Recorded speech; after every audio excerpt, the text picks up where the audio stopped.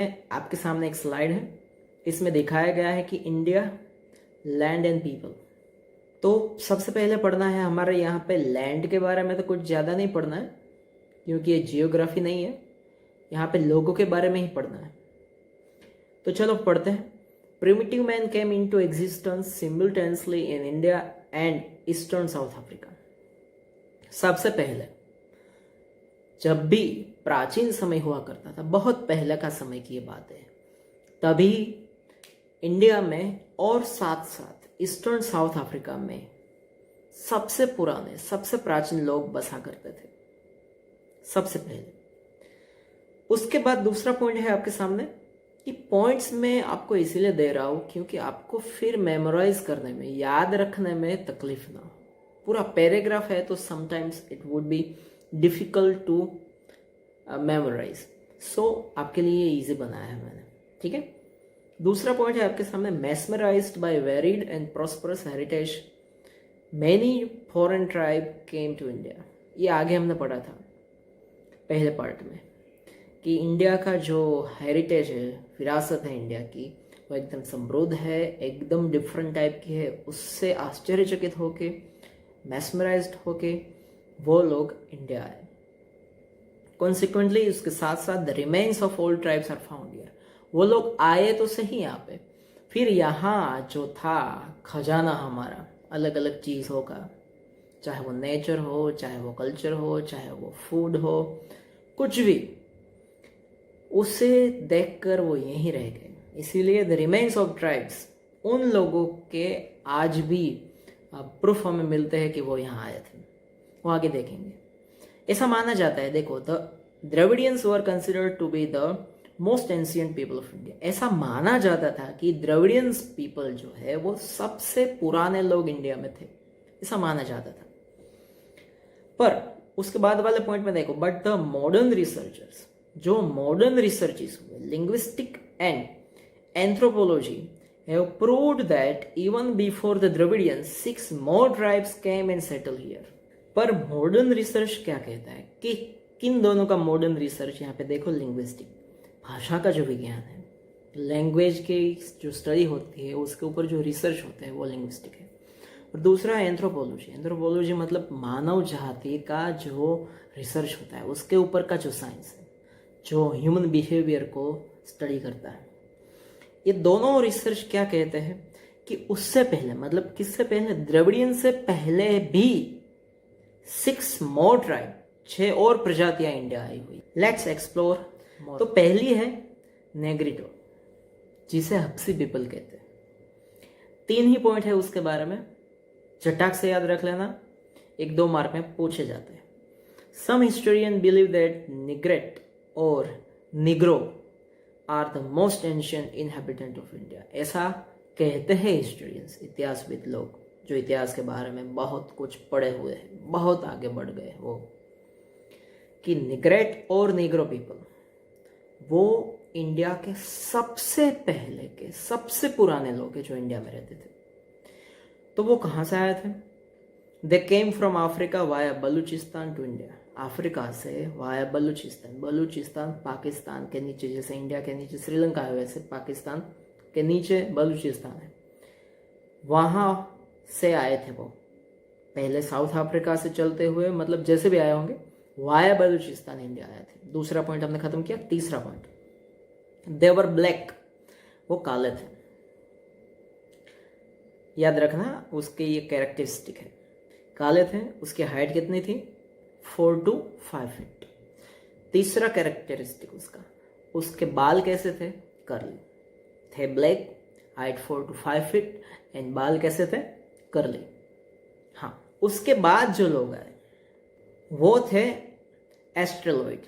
एस्ट्रेलॉइड people है ये, जिसे निषाद पीपल भी कहा जाता है। एस्ट्रेलॉइड और निषाद, हाँ। तो पीपल ऑफ दिस ट्राइब, ये प्रजाति के लोग came from south east Asia से आए हुए थे। उसके फिजिकल फीचर देखो कैसे थे। ब्लैक कलर की स्किन थी, पहला। ब्रॉड हेड था, दूसरा। फ्लैट नोज था, तीसरा। हाइट में कैसे थे?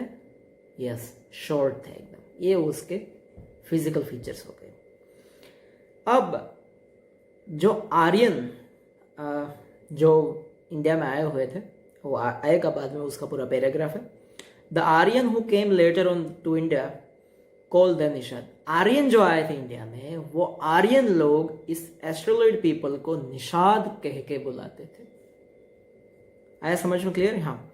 The origins of the tribes like Kol, Munda, Khasi, tribes of Assam and the tribes of Nicobar and Myanmar have similarities to the astroloid. जो प्रजातियां जिसे बुलाया जाता है कोल, मुंडा, खासी, आसाम की कई सारी प्रजातियां, निकोबार और म्यांमार में रहने वाली कई सारी प्रजातियां। म्यांमार कंट्री है इंडिया की बॉर्डर पे, ईस्ट साइड, और Nicobar it is a island, और Assam is a state of India. वहां पे रहने वाली कई सारी प्रजातियां, कोल, मुंडा और खासी, वो लोग हैं जो उसकी कई सारी सिमिलरिटीज ये एस्ट्रोलॉइड पीपल से मिलती जुलती है।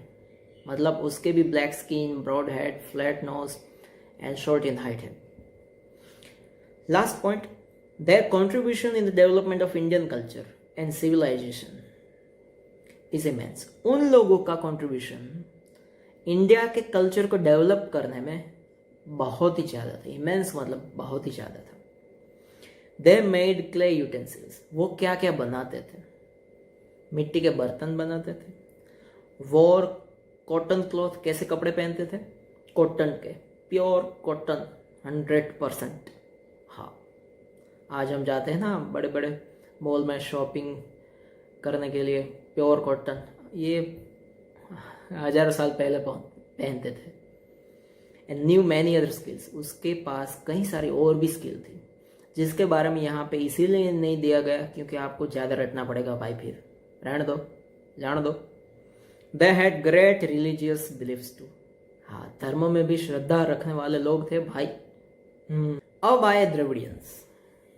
ये इंपॉर्टेंट है। हाँ, सब इंपॉर्टेंट ही है, पर द्रविडियंस, इसके बारे में 2-3 स्लाइड चलेगी ऐसे। तो द्रविडियंस ध्यान में रखना इसके बारे में। Originally Dravidians belong to India. ऐसा माना जाता है द्रविडियंस इंडिया से ही बिलोंग करते थे originally Dravidian belong to India. They were direct descendants of stone age civilisations. इसका ताल्लुक, इसका रिलेशन डायरेक्ट कहां से है? स्टोन एज सिविलाइजेशन, पत्थर युग से सीधा relation. They were the creator of Mohenjo-daro culture. Mohenjo-daro के बारे में आपने जाना होगा, नहीं जाना है तो जान लेना, मूवी भी है उसका, देख लेना। सब कुछ मैं ही नहीं बताने वाला, लंबा हो जाता है फिर, आप देखते नहीं हो फिर। मोहेंजोदारो, हाँ आपने जाना ही होगा, पता ही होगा, I am just kidding. Mohenjo-daro culture जो है उसके क्रिएटर कौन है? एक एक मार्क में सब पूछा जाता है भाई, तो ध्यान में रखना। हाँ, मोहेंजोदारो कल्चर का क्रिएटर कौन है? द्रविडियंस। स्टोन एज से सीधा ताल्लुक किसका है? द्रविडियंस का। आगे, the tribes which came from north. ये ट्राइब जो थी द्रविडियन की, वो नॉर्थ से आई थी। सर्वाइव्ड, यहाँ पे आके उन लोगों ने सर्वाइव किया। किस तरह से सर्वाइव किया? बेस क्या था सर्वाइव करने का? 2, एक विद देयर लैंग्वेज, उसकी लैंग्वेज ऐसी थी, एंड कल्चरल फीचर्स, उसका कल्चर इतना पावरफुल था कि वो टिक गए। Later on they were only called as Dravidians. फिर उसे सिर्फ द्रविडियंस के नाम से ही जाना गया। Dravidians gave the concept of mother as a goddess and father as a God.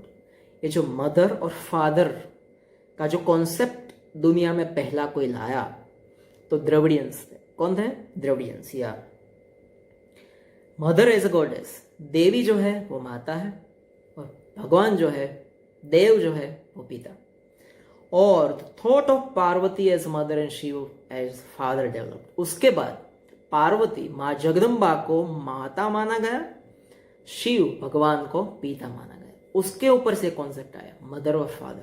वो लाने का पूरा श्रेय किसको जाता है? द्रविडियंस को। तो मदर एंड फादर का कॉन्सेप्ट और Parvati as mother and Shiva as a father का कॉन्सेप्ट लाने वाले भी कौन? द्रविडियंस। द्रविडियंस में आगे बढ़ते हैं। 2 गिफ्ट दी है उसने, द्रविडियंस ने हमें, आपको मिली कि नहीं?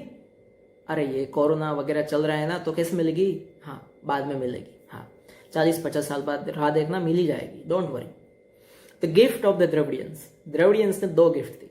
एक tradition of worshipping nature, nature को कैसे पूजा जाता है, उसकी पूजा कैसे करनी है, वो कॉन्सेप्ट भी द्रविडियंस लाए। The tradition of worshipping with धूप, दीप एंड आरती, इंसेंस मतलब अगरबत्ती, लैम्प, दिया जलाते हैं हम, आरती करते हैं, ये जो ट्रेडिशन, ये जो परंपरा है पूरी, वो भी द्रविडियंस की ही गिफ्ट है, अच्छी गिफ्ट है। उसके साथ साथ besides nature and animal worshipping are their great features, ये भी उसके फीचर है।